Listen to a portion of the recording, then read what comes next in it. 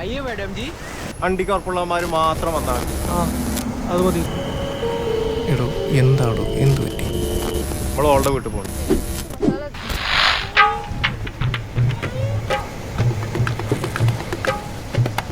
അപ്പോ താനും അങ്ങോട്ട് പോയില്ലേ? കൂടുതൽ തീരുമാനിക്കാനൊന്നുമില്ല. അണക്ക് വേണമെന്നുണ്ടെങ്കിൽ നമ്മൾ പോകും. എടാ നമുക്ക് നിർത്താടാ. എനിക്ക് ചെറുതായിട്ട് പേടിയാവുന്നുണ്ട്.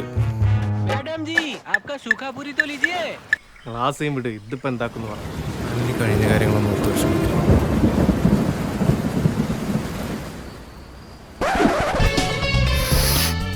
സീരിയസ്ലി നല്ലല്ലേ? എടാ കുട്ടി എന്നോട് ഞാൻ അവിടുന്ന് പറഞ്ഞാൽ എനിക്ക് പറ്റിക്ക് മാത്രം വന്നാൽ മതി.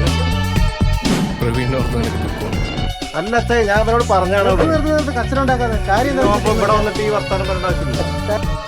ഞങ്ങൾ ഇതിന്റെ ഇടയിൽ രാഷ്ട്രീയ കുട്ടിയാണ്.